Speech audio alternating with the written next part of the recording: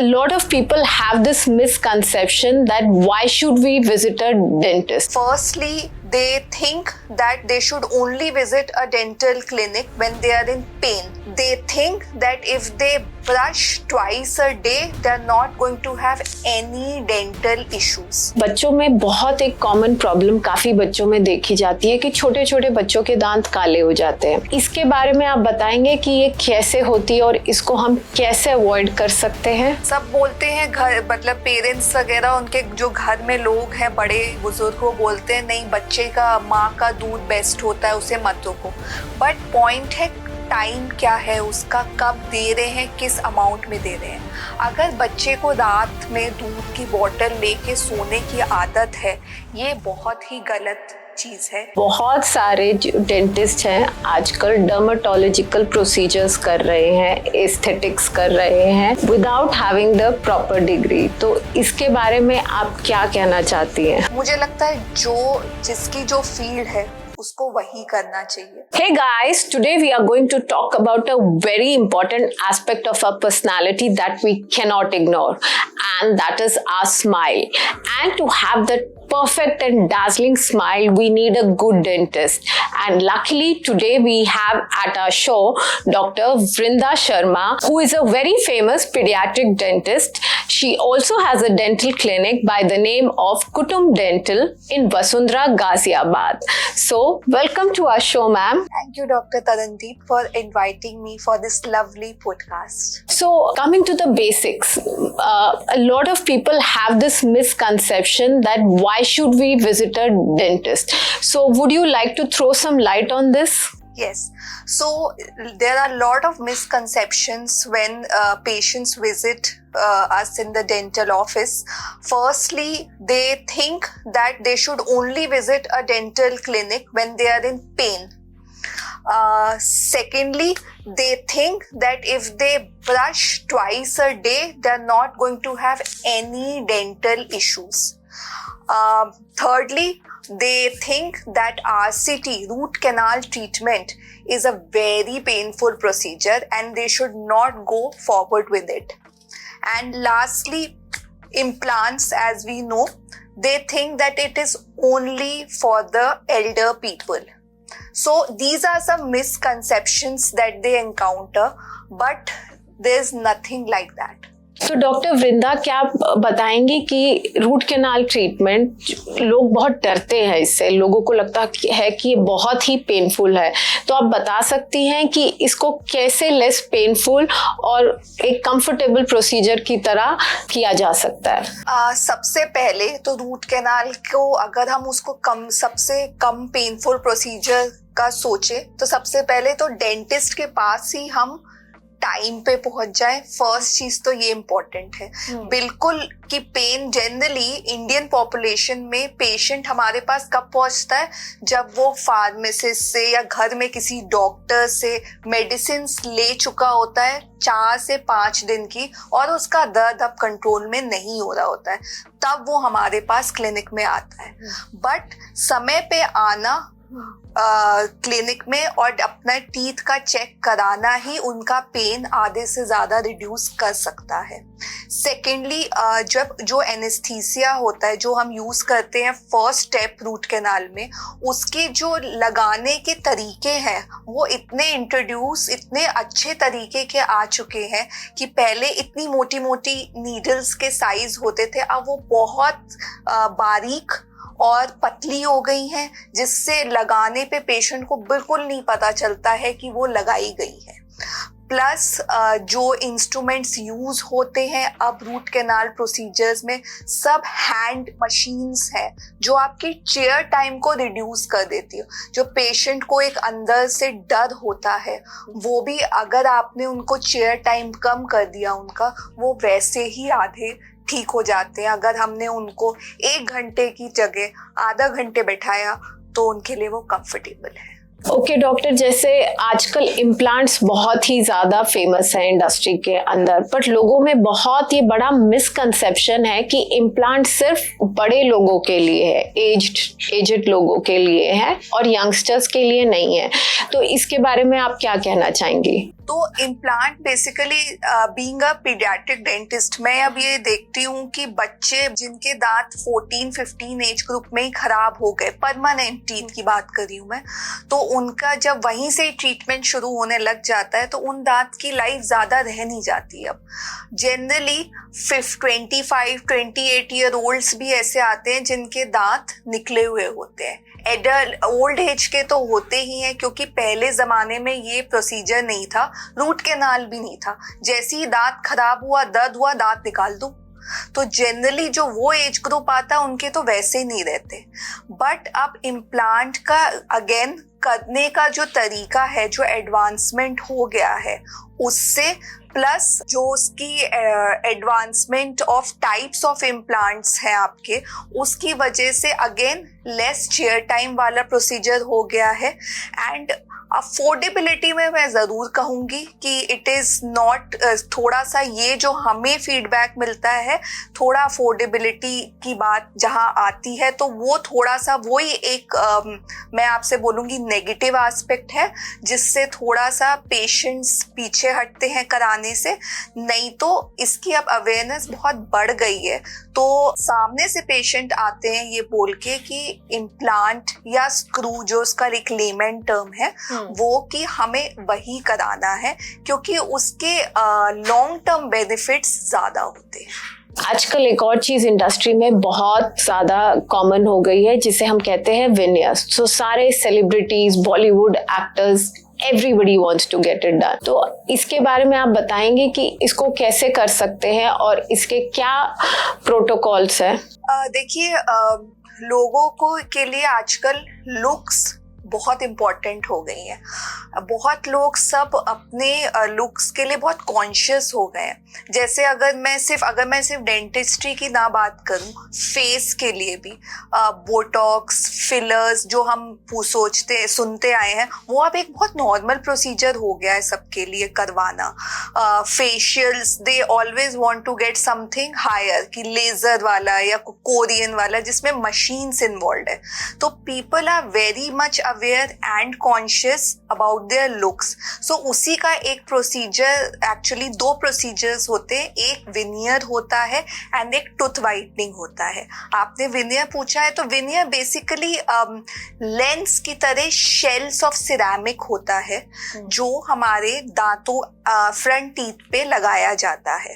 तो they don't stand easily, उसमें कोई स्टेनिंग या कुछ लगती नहीं है। That is why our film stars and actors prefer them to get them done.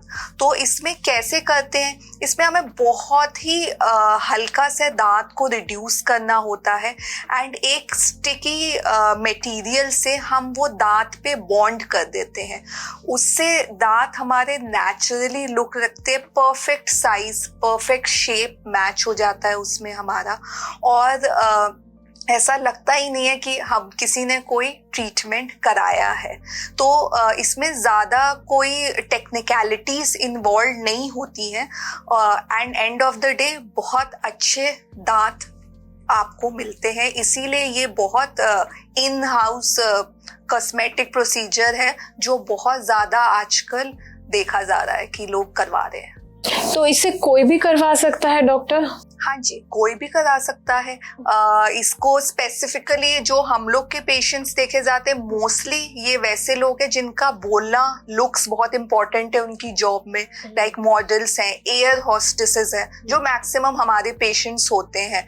Plus कुछ लोगों के दांत बाय बर्थ बहुत पीले होते हैं, तो उनको वो भी बहुत ज़्यादा चीज़ है जिससे वो कॉन्शियस रहते हैं कि किसी तरह दांत एकदम वाइट हो जाए। तो जैसा मैंने आपको बताया, वाइटनिंग ब्लीचिंग से भी हो सकती है, बट वो एक ऐसा प्रोसेस है जो 1-1.5 साल बाद अगेन येलोइंग कर देता है। But because of foods in our diet, जैसे हल्दी वगैरह हमारे इंडियन डाइट में, जिससे स्टेनिंग बहुत जल्दी हो जाती है। ऐसे केसेस में विनियर बहुत फायदेमंद चीज होती है क्योंकि it is a permanent treatment. Since वो सारी शेल्स आपके टीथ पे लगा दी जाती हैं, आप कुछ भी, कितनी भी टी, कितनी भी कॉफी, कुछ भी ऐसा खाएं, वो स्टेन नहीं होता है। तो कोई भी करा सकता है। तो डॉक्टर, जैसे कि आप एक पीडियाट्रिक डेंटिस्ट हैं, तो सबसे पहला क्वेश्चन कि बच्चों को हमें कौन सी एज से आपके पास लेकर आना चाहिए? हाँ, तो बच्चों को सबसे पहले तब लाना चाहिए जब उनका आपको मुंह में पहला एक दांत दिख जाए। वो 6 महीने में भी दिख सकता है, वो 8 महीने में भी दिख सकता है, वो 1 साल में भी दिख सकता है। पर जैसे मैं आपको बताऊं, जो हमने अपनी बुक्स में पढ़ा था, जो हमारी सिलेबस में था, बिफोर फर्स्ट बर्थडे उन बच्चे का आए, उससे पहले एक बार बच्चे को टीथ चेकअप के लिए ले आना चाहिए। और बच्चों को ऐसे कौन से खाने हैं जो अवॉइड करने चाहिए कि जिसकी वजह से ज्यादा कैविटीज ना हो सके और उनके दांत ज्यादा खराब ना हो? ये आपने बहुत अच्छा क्वेश्चन पूछा। ये एक्चुअली मैं अगर बताऊं तो बच्चे और बड़े दोनों के लिए बहुत रेलेवेंट क्वेश्चन है ये। हमारी डाइट बहुत बड़ा रोल प्ले करती है हमारे टीथ के हेल्थ में। उसमें अगर मैं सबसे पहले, ये तो एक किसी को भी ये पता होगा, शुगरी फूड और स्टिकी फूड, जिसमें बहुत ज़्यादा बच्चे जैसे चॉकलेट्स और कैंडीज में उनका ज़्यादा इंटरेस्ट होता है, ये सब फूड्स तो फॉर श्योर आपको कैविटीज पहुंचाते हैं।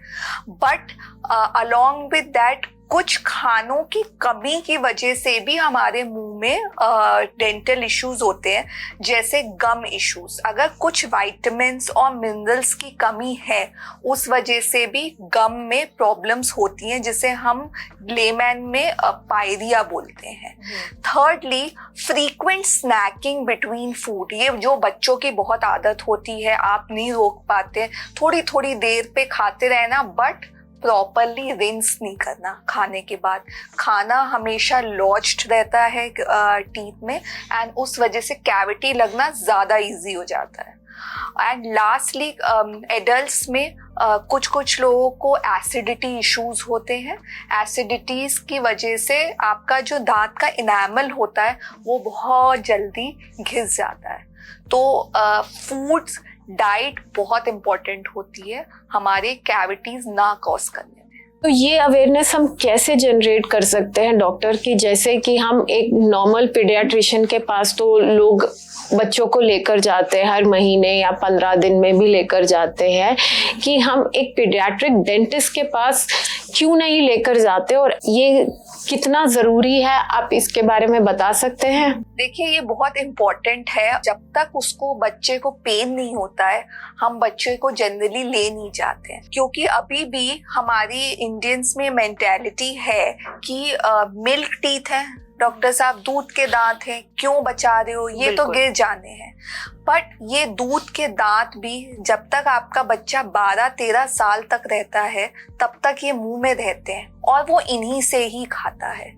तो ये चीज तो घर से ही स्टार्ट होनी चाहिए कि बच्चों का चेकअप, डेंटल चेकअप बहुत इम्पोर्टेंट होता है।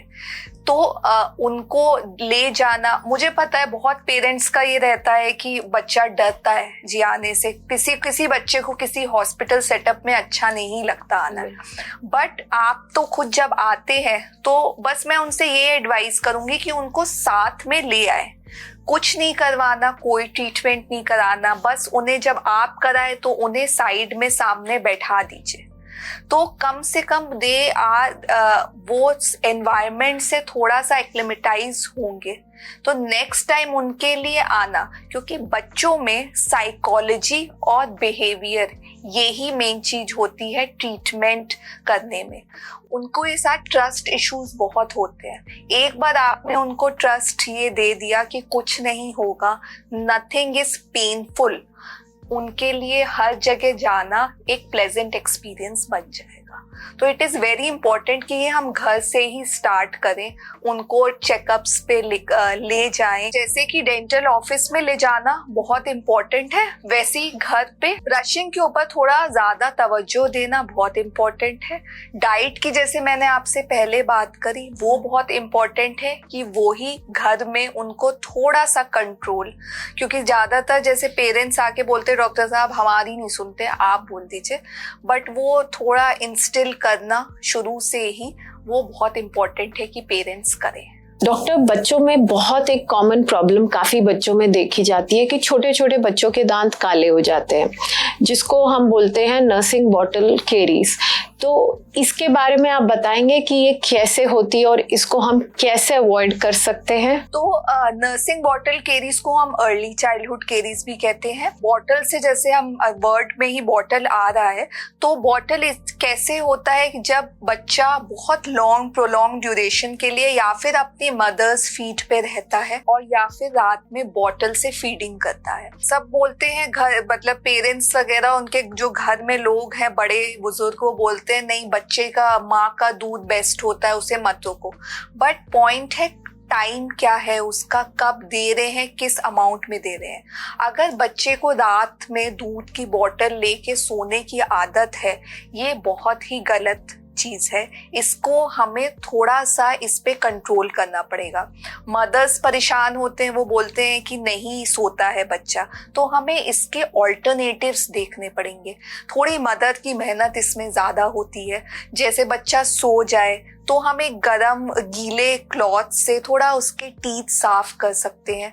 क्या होता है, ऊपर के दांत जो होते हैं उनमें ही मेनली ज्यादातर मिल्क का लॉजमेंट होता है। नीचे हमारी जबान होती है, उससे नीचे क्लिनजिंग, सेल्फ क्लिनजिंग हो जाती है, बट ऊपर दूध फंसा रह जाता है। कितने घंटे के लिए? 8 से 9 घंटे के लिए, जब तक बच्चा सो रहा है।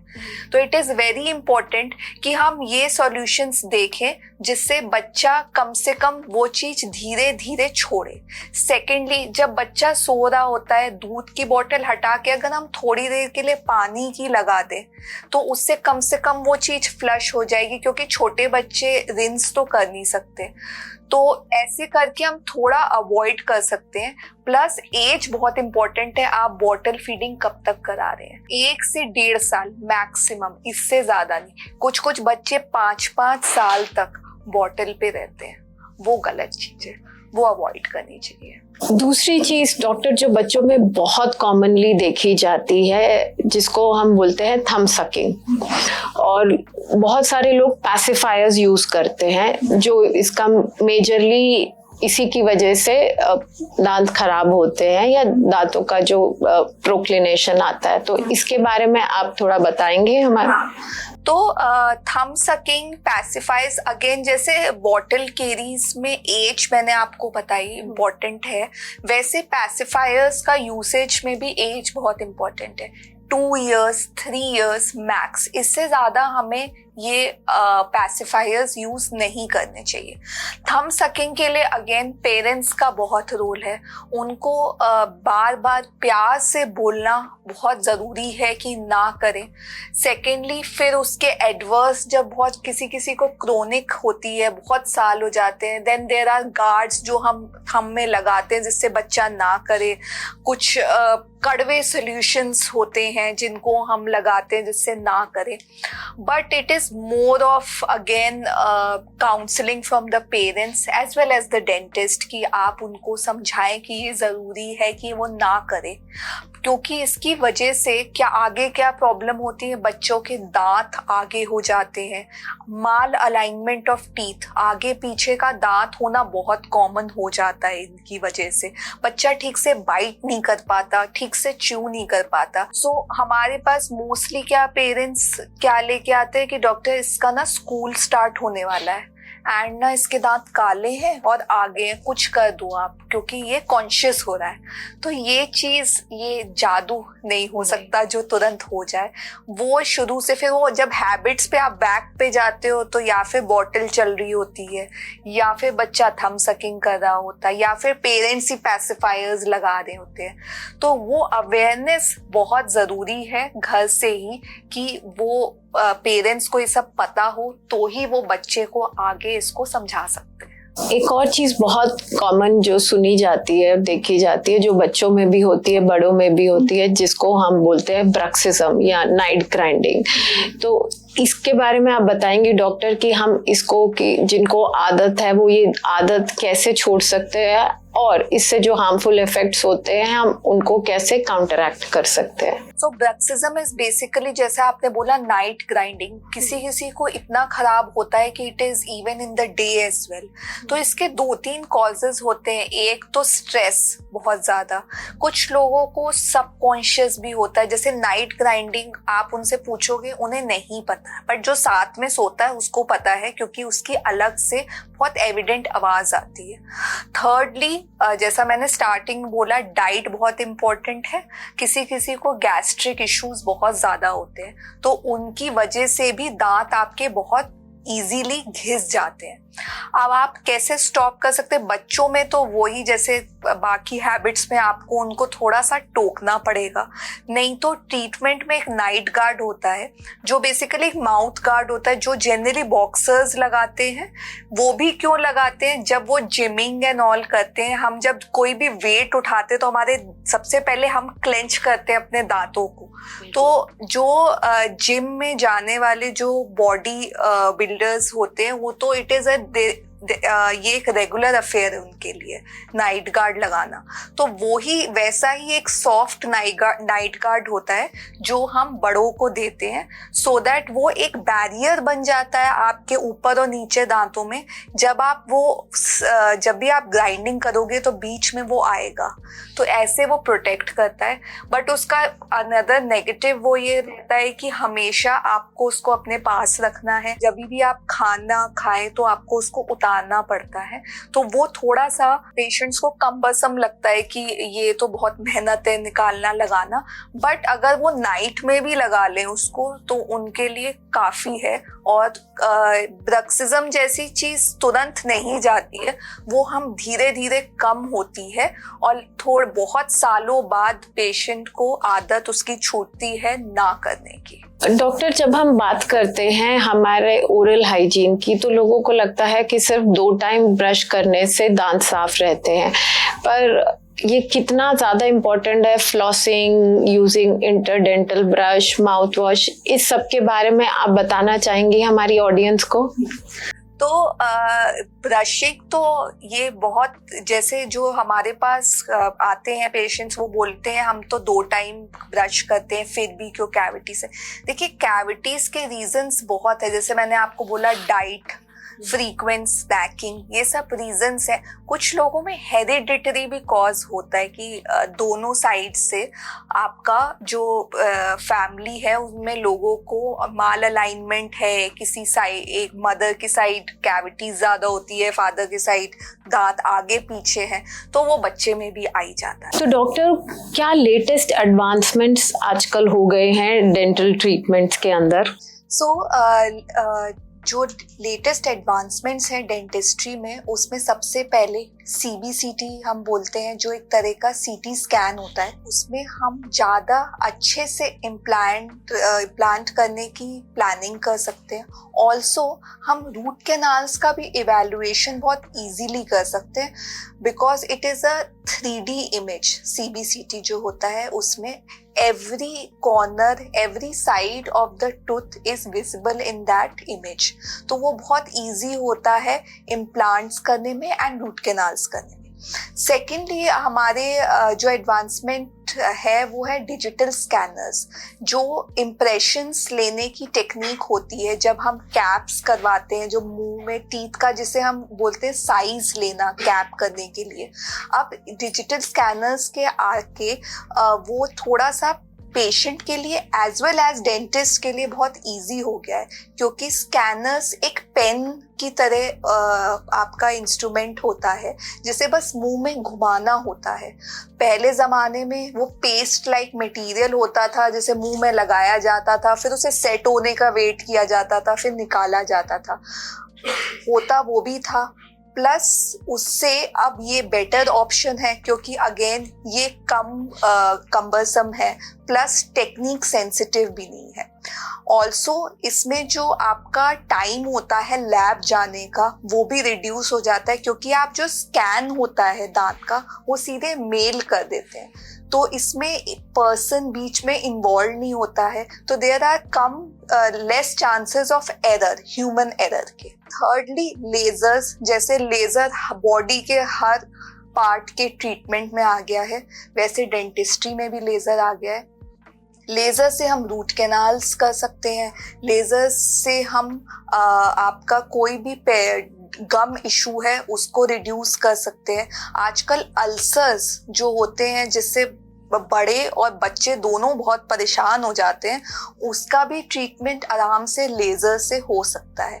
मेन लेज़र का काम है डिसइंफेक्शन करना, जो कि हमारा इंस्ट्रूमेंट्स और मशीन से जो इन्वॉल्वमेंट होता है वो लेज़र से होके थोड़ा सा चेयर टाइम उससे आपका रिड्यूस हो जाता है। एंड लास्टली कॉन्शियस सेडेशन, जो कि नाइट्रस ऑक्साइड गैस इनहेलेशन बोलते हैं। बच्चों में तो इसका बहुत ही ज़्यादा फायदा है।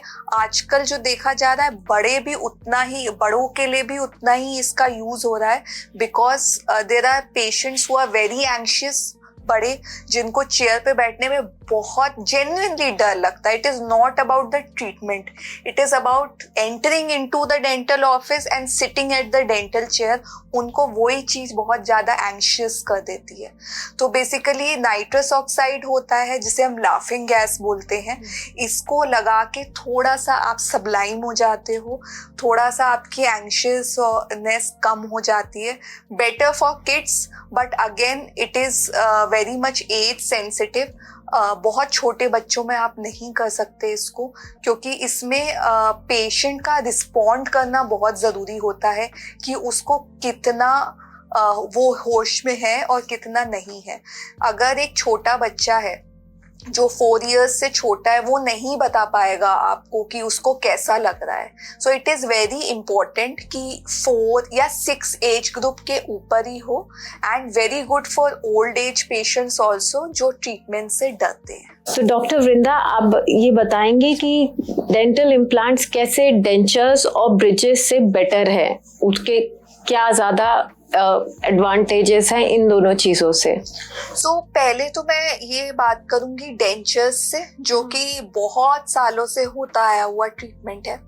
बाय बुक्स अगर हम देखें, डेंचर्स की में जो च्यूइंग एफिशिएंसी होती है, हमारी एफिकेसी जो होती है, हमारी च्यूइंग एफिकेसी वो 10% होती है।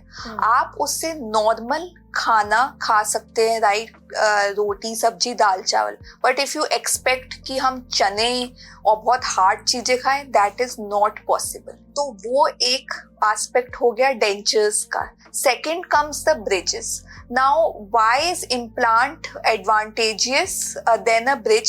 So, what is a bridge? We all know bridge is something which stands on 2 poles. जब हम किसी का ब्रिज करते हैं तो हमें 2 हेल्दी दांत इन्वॉल्व करने पड़ते हैं to give them the third teeth. Just in case in future that bridge fails, because कोई भी ब्रिज की लाइफ 10 years मैक्सिमम 15 years से ज़्यादा नहीं होती है। तो what do you lose? You lose the bridge as well as you lose 2 good teeth. That is why the implants come in picture. क्योंकि उसमें जब आपका ट्रीटमेंट होता है, it is the only area of concern जहाँ पर आपका implant placement होता है, उसी जगह आपका क्राउन लगता है। आस पास के दांतों की कोई भी इन्वॉल्वमेंट नहीं होती। और अगर हम च्यूइंग एफिकेसी देखें, आप उससे कुछ भी खा सकते हो, कितना भी हार्ड खा सकते हो। तो एडवांटेजेस बहुत है इम्प्लांट के, but again I am not saying that bridges are bad in front of them, but yes, if you can afford it, if it is possible for you, any day implants are better than them. Doctor, coming to very controversial topic जो आजकल बहुत ज़्यादा circulation में है, मैं आपके views इस बारे में जानना चाहती हूँ कि बहुत सारे डेंटिस्ट हैं आजकल डर्मेटोलॉजिकल प्रोसीजर्स कर रहे हैं, एस्थेटिक्स कर रहे हैं without having the proper degree. तो इसके बारे में आप क्या कहना चाहती हैं? हाँ, ये आपने बहुत कंट्रोवर्शियल क्वेश्चन पूछा है, एंड आई एम श्योर जो मैं बोलूँगी वो शायद मेरे काउंटर पार्ट्स को इतना अच्छा नहीं लगे। देखिए, I feel I am from a doctor family, मेरे घर में सब अलग अलग की चीज़ों के स्पेशलिस्ट है। मुझे लगता है जो जिसकी जो फील्ड है उसको वही करना चाहिए। There are lot of courses dentist के लिए, जो मतलब डर्मैट्स की जो कोर्सेज होते हैं जिसमें not only dentist, any field like physiotherapist या Ayurveda, everybody is getting into, because it is a very upcoming field. But अगर आप मुझसे पर्सनली पूछेंगे कि what would you prefer, I would always say I will go to a person who has a degree of dermatology, an MD dermatology. I would prefer going instead of a person who has done a course in that particular subject, because जो intricacies होती है, जो specialist को पता होती है, वो आपको नहीं पता हो सकती, because आप course कितने दिन में कर लेते हैं, हफ्ता, 10 दिन, 15 दिन, महीना, but when you do a post graduation, you give your that subject 3 years, so that means a lot. So I think the person who has that degree should be considered more than a person who has done a fellowship or anything on that subject. Okay, doctor, what is that one piece of advice जो आप देना चाहेंगे dentist को जो सोच रहे हैं कि कॉस्मेटिक डेंटल सर्जरी के अंदर वेंचर करें? देखिए, जो इसमें जाना चाहते हैं, सबसे पहले उनको इसकी जो आर्ट एंड साइंस है वो बहुत ज़रूरी है जानना। आप किसी के फेस की बात कर रहे हैं, उनकी स्माइल की बात कर रहे हैं, तो इट इज़ वेरी इम्पॉर्टेंट कि आप जो वो काम कर रहे हैं, it is directly dealing with the face, तो जो आप करें वो बहुत अच्छा दिखे। Because if you are curating somebody smile, तो वो उसका एक सिग्नेचर है, प्लस वो जो स्माइल है वो आपके लिए एक रेफरल है फॉर गेटिंग मोर पेशेंट्स, क्योंकि जब भी कोई कहीं जाता है तो फर्स्ट यही पूछा जाता है, अगर कुछ की आपका बहुत अच्छा लग रहा है, कहाँ से कराया, कैसे कराया, तो it is very important for them. Plus जो सेकंड चीज़ इम्पॉर्टेंट है, जो इस फील्ड में वेंचर करना चाहते हैं, इसमें बहुत इंट्रिकेसीज और माइन्यूट चीज़ें हैं जो इन्वॉल्व है। आपने दांत छोटा बड़ा कर दिया, बहुत अजीब लगेगा, और स्पेशली इसमें जो विनियर्स ट्रीटमेंट है उसमें हम आगे के ही दांतों से डील करते हैं। So that is these teeth are the ones जो आपकी स्माइल होते ही सबसे पहले दिखते हैं। तो वेरी इंपॉर्टेंट कि आप उसे काम अच्छे से करें, सो दैट यू नो आगे भी जाके एक कॉन्फिडेंस पेशेंट में रहता है। आपके अगर फुल बॉडी में एक वो रहता है कॉन्फिडेंस लोगों से मिलने के लिए। सो इसीलिए जो ये काम करें इसमें बहुत इंटरेस्ट लेके करें, क्योंकि ये एक ऐसा चीज नहीं कि फिलिंग है कर दी और भेज दिया। ये आप किसी की स्माइल से डील कर रहे हो तो बहुत अच्छे से करें और मन लगा के करें। Doctor, what is the most rewarding part of being a dentist? हाँ, so most rewarding part is that relieving someone's pain, especially जो बहुत दर्द में लोग आए हैं उनको एकदम से दर्द उनका कम कर देना, खत्म कर देना। जब आपने किसी दर्द में आए हुए बंदे को या फिर अगर बच्चे को भी स्पेशली अगर आपने उनका दर्द रिलीफ कर दिया, they are your patients, they are your trust people for your life. वो कहीं नहीं जाएंगे, वो आप ही के पास हमेशा, you are just a call away for them.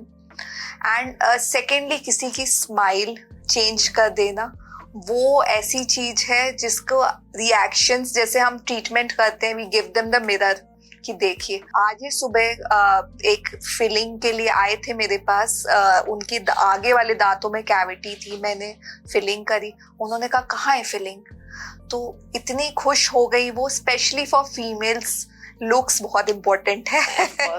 सो अगर वो आप उनको दे देते हो, वो जो उनके मुंह पे पर खुशी होती है, जो दे आर सो इलेटेड कि आपने उनको क्या दे दिया है, उससे वो देख के बहुत खुशी मिलती है। So that's, I think that is the most rewarding thing. Definitely, I completely agree with that.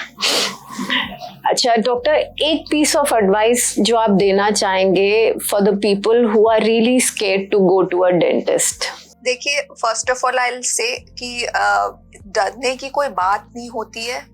जैसे आप नॉर्मल हेल्थ चेकअप्स पे जाते हैं, ब्लड टेस्ट, ये सब लोग अपने रूटीन टेस्ट कराते हैं। तो हम यही हर पेशेंट को यही बोलते हैं कि अगर आप बाकी हेल्थ चेकअप, बॉडी चेक कराते हैं तो व्हाई नॉट डेंटल चेकअप।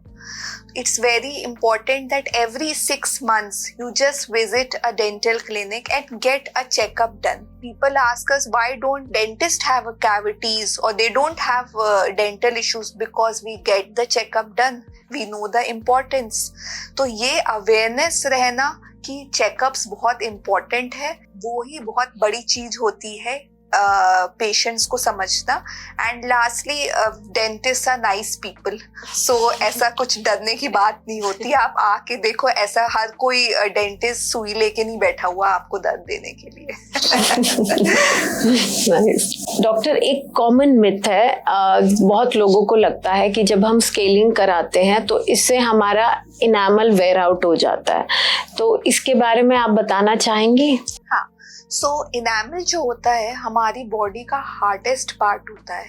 इसको घिसना कोई इजी काम नहीं होता है। प्रॉब्लम ये होती है कि पेशेंट हमारे पास आता ही तब है जब उसके मुंह में इतनी ज्यादा कैलकुलस, टार्टर जिसे हम बोलते हैं, प्लाक जमा हुआ होता है। जब वो हम क्लीन करते हैं उनको एक फीलिंग ऑफ एम्प्टीनेस लगती है दांतों में। इवन करवाते करवाते ही बोलते, अरे क्या आपने मेरा दांत तो नहीं निकाल दिया, इसकी लेयर निकल गई। वो एक्चुअली इनामल नहीं होता है, वो आपकी दांत की गंदगी होती है जो आपने इतने साल बाद निकलवाई है। तो वो डिफरेंट फीलिंग तो रहेगी, बिकॉज जो गम्स होते हैं वो आप उनको जैसे रखोगे वो वैसे ही रहेंगे। अगर आप उनके ऊपर प्लाक, टार्टर करके रखोगे तो उनको उन्हीं की ही आदत हो जाएगी। जब आप उनको रिमूव करते हैं टार्टर को, तो आपको सडनली खाली खाली लगता है, ऐसा लगता है आपके दांत हिल रहे हैं। वो हिल नहीं रहे होते हैं। Gums try to adapt to that new clean area, तो उसमें टाइम लगता है, उसमें कोई दांतों में मोबिलिटी नहीं आती है। तो इसमें ये तो एक नॉर्मल, जैसे 6 मंथ्स का चेकअप होता है, वैसे ये एक नॉर्मल मेंटेनेंस ट्रीटमेंट है जो आपको कराना है। उसके और भी फायदे हैं। अगर आप चेकअप्स कराएंगे, स्केलिंग कराएंगे, तो अगर कोई नई कैविटी हमें दिखती है तो आपको डेंटिस्ट उसी टाइम बता देंगे, तो हम फिलिंग पे उसको रोक सकते हैं। क्यों हमें उसको रूट कैनाल या एक्सट्रैक्शन या इम्प्लांट के ऊपर लेकर जाना है, वहीं उसको हम स्टॉप कर सकते हैं। और ऐसी हर 6 मंथ्स पे चेकअप करा के हम कोशिश कर सकते हैं कि हमारे दांतों की हेल्थ अच्छी रहे। डॉक्टर, आजकल देखा जाता है बहुत सारे सेलिब्रिटीज वगैरह अपने दांतों के ऊपर एक डायमंड स्टड लगाते हैं, जो दिखने में तो बहुत सुंदर लगता है, पर क्या इसके कोई साइड इफेक्ट्स है और ये कितने टाइम तक रहता है? तो इन सब के बारे में आप कुछ बता सकती हैं? हाँ, ये बहुत ही कॉमनली आस्क्ड क्वेश्चंस होता है। It is like a jewellery जो एज अ फैसिनेशन या अट्रैक्शन पेशेंट्स चाहते हैं कि वो अलग कुछ मुझे कराना है, तो ये आराम से दांतों पे स्टिक किया जा सकता है। इसका जो लॉन्गिटिविटी है वो इसकी मेंटेनेंस पे डिपेंड होती है। अगर आप इसके ऊपर बहुत रफ ब्रशिंग करेंगे तो उसकी जो मेंटेनेंस है वो थोड़ी सी कॉम्प्रोमाइज होगी। इसका भी रेगुलर चेकअप बहुत इम्पोर्टेंट होता है, और इसमें कोई इसका रिस्क नहीं इन्वॉल्व है। कोई भी एज ग्रुप इसको करा सकता है, बट यस, इसका मेंटेनेंस बहुत इम्पोर्टेंट है और इसके साथ ही ब्रशिंग बहुत इम्पोर्टेंट है करना। डॉक्टर, एक बहुत ही कॉमन क्वेश्चन है और ये इसके बारे में हर कोई जानना चाहता है कि कौन सी टूथपेस्ट हमें यूज करनी चाहिए, किस टाइप। कई लोगों को सेंसिटिविटी होती है, कई लोगों को नॉर्मल, और टूथपेस्ट में भी मार्केट में इतनी वैरायटी है कि सब लोग कंफ्यूज हो जाते हैं। प्लस क्वांटिटी कितनी यूज करनी चाहिए, तो इस सब के बारे में आप बता सकती हैं? टूथपेस्ट के बहुत वेरिएंट्स आ गए हैं। लोगों का हम देखते हैं कि हर्बल टूथपेस्ट पे थोड़ा ज्यादा इंक्लिनेशन होता है। सो हम ये बोलेंगे कि excess of anything is very bad, जैसे हमें पता है। तो हर्बल बेसिकली अच्छे होते हैं, there are lot of herbal toothpaste, but उनमें क्या होता है, दे आर वेरी अब्रेसिव, बहुत रफ होते हैं हर्बल टूथपेस्ट यूज करने को।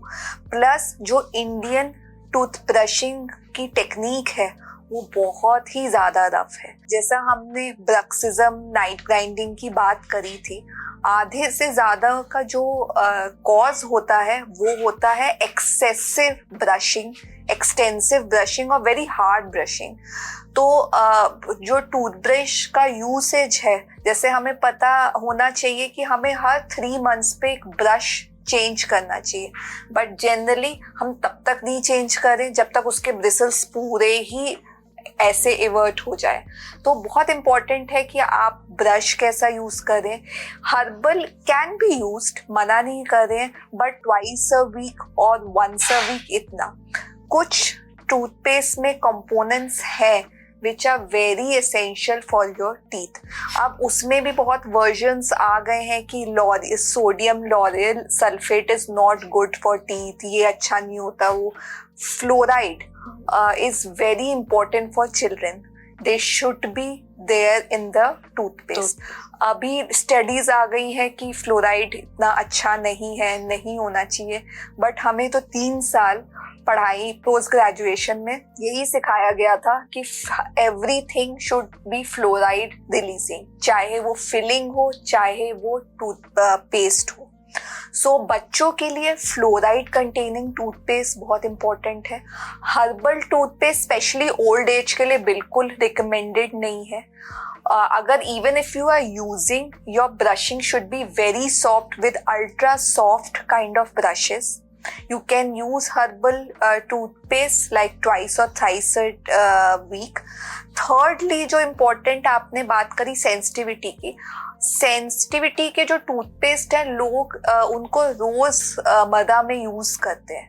Again it is not good to use a sensitivity toothpaste every day because there are end of the day वो एक medicated ही toothpaste है। जब तक आपको sensitivity issues नहीं है तब तक आपको कोई ज़रूरत नहीं है उसको यूज़ करने की। How do you use a sensitivity, anti-sensitivity toothpaste is very important। Generally लोग normal toothpaste की तरह उसको use कर देते हैं, but हमेशा जो anti-sensitivity toothpaste है उसको लगा के दांतों में छोड़ना होता है for 10 to 15 minutes and then brush very softly। तो लोग आते हैं बोलते हैं मैं तो Sensodyne यूज कर रहा हूँ, मैं वो रैपिड रिलीफ वाला रोज यूज कर रहा हूँ, कुछ नहीं होगा उनसे। How do you brush, how are you using that toothpaste is very important. Coming to the amount of toothpaste use, बच्चों में 3 इयर्स से जो नीचे होते हैं उनमें तो बहुत ही स्मीयर लेयर जिसे हम बोलते हैं, बहुत पतली सी एक कोटिंग होती है जो हमें लगानी होती है। बट उसके बड़े होने पे after 3 to 6 years of age P size toothpaste can be used. Toothpaste देखिए एंड ऑफ द डे एक बस एडजंट है, एक मोटिवेशन है हमें ब्रश करने का। टूथपेस्ट अपना कुछ एज सच एडवांटेज नहीं देता है, it is how you brush is very important. Brushing में जनरली इंडियंस की आदत होती है दांत को ऐसे ऐसे घिसना, ऐसे कुछ नहीं हो रहा है। जो आप घिस रहे हैं वो दांतों के बीच में ही पड़ा रह जा रहा है। इट इज वेरी इंपॉर्टेंट कि आप दांत में हर मोशन दे ब्रश का, तभी आप बेटर ब्रशिंग कर सकते हैं। तो डॉक्टर वृंदा एक क्विकली एक छोटा सा रैपिड फायर करते हैं, ठीक है? तो इसमें आप मेरे को बताएंगी कि कौन सा चीज बेटर है। मैं आपको 2 ऑप्शंस दूंगी, ठीक है? तो स्टार्टिंग विद आवर टूथपेस्ट, दंत कांति या Colgate? Colgate any day. Pepsodent, Sensodyne? Pepsodent, unless you have sensitivity you can take Sensodyne, but Pepsodent for sure। Colgate mouthwash या Clohex? Any of both are good। It depends on the problem you have। It is अगर आप सिर्फ एक अच्छी breath के लिए कर रहे हैं Colgate is good, or if you have gum issues Clohex is good। Bridges or dentures? Any day bridges। Bridges or implants? Implants। For kids, what is more important, dental checkup or brushing of teeth? I think dental checkup is much more important than brushing। Brushing is equally important, but yes, checkup से हम थोड़ा और parents को हम सब दे सकते हैं what is required, what is not। Teeth whitening or veneers? Veneers I would recommend because it's much more permanent treatment। Flossing or interdental brushes? Both, any day, both are equally important. Crowns, which one is better, metal or ceramic? Any day ceramic, but it also depends on the pocket of the patient. Good one.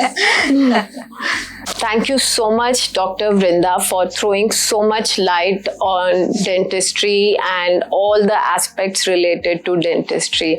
I hope our audience really liked this podcast, and because we have bust a lot of myths regarding dentistry and regarding oral hygiene, the latest dental procedures.